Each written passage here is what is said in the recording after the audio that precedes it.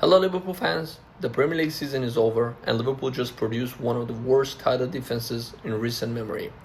1 year after winning the league, a slot side collapsed, and now the board has a decision to make that could define this club for the next 5 years.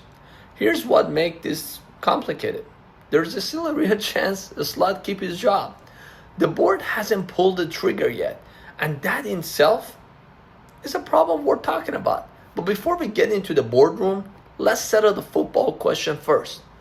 Who should actually be in that dugout next season?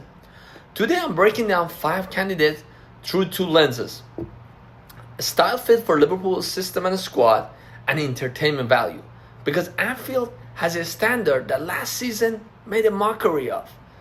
I've scored each one, and in the next video I'll be going deeper, specifically how the board decision-making process could doom us before a ball is even kicked next season. Let's start at the rock bottom, 5th, and yes, the problem child, Arne Slot.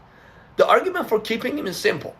He won the league in year 1, the infrastructure is in place, managerial transition are disruptive, that's legitimate position.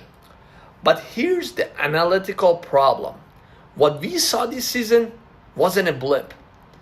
It was a structural unraveling. The press broke down, the squad looked tactically stagnant in big games, and crucially, there was no evidence of in-season evolution. His staff fit scored 50, the lowest on this list. If the board retain him, they're betting on regression to the mean. That's not a strategy, that's a hope, like Man U did with Ten Hag.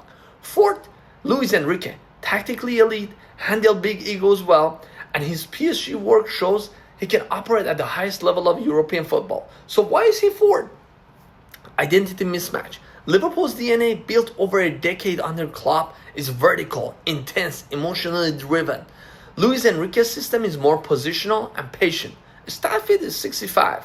That gap matters because you essentially be asking the squad to unlearn deep muscle memory during a rebuild window.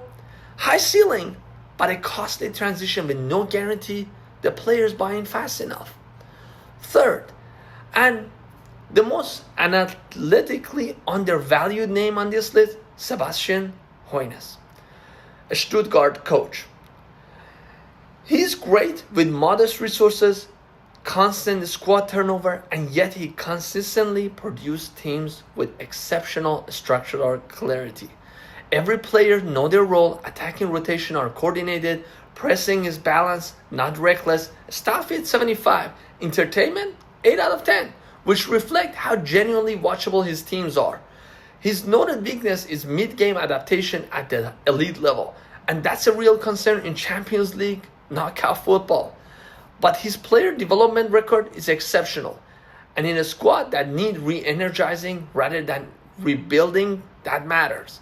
He is not a consolation pick. He's a serious option that most people are not taking seriously enough.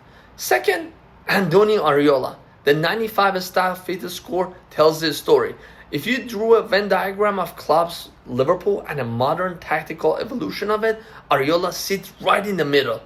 High press, relentless intensity, clear positional identity. The reason he is 2nd and not 1st is ceiling Areola has proven he can build identity and culture at a club from scratch. What he hasn't yet proven is sustained elite tactical complexity across a full Champions League campaign.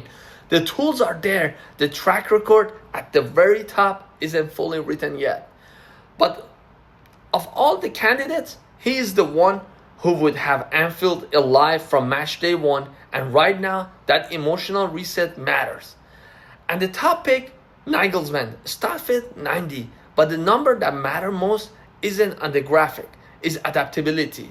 Nagelsmann's defining trait is that he doesn't have one fixed system.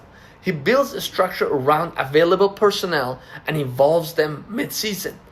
That is precisely what Liverpool need right now, because this squad has elite talent across multiple profiles, and extracting the maximum from all of it simultaneously require genuine tactical intelligence, not just a philosophy. His one legitimate risk is man management at a club with Anfield's emotional weight. That's not trivial, but in terms of pure ceiling, nobody in this list is higher. And after what we just watched this season, ceiling is the only conversation worth having. So the summary, Slot is a liability dressed up as a stability. Luis Enrique is the right identity at the wrong time. Hoynes is the dark horse, Ariola is the emotional and cultural reset, and Nagelsmann is the analytical choice. The one you make if you're serious about the next 5 years, not just the next season.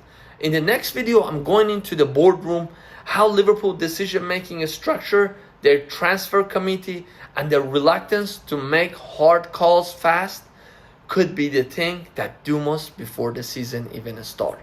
Subscribe so you don't miss it. I see you there. Thank you for watching.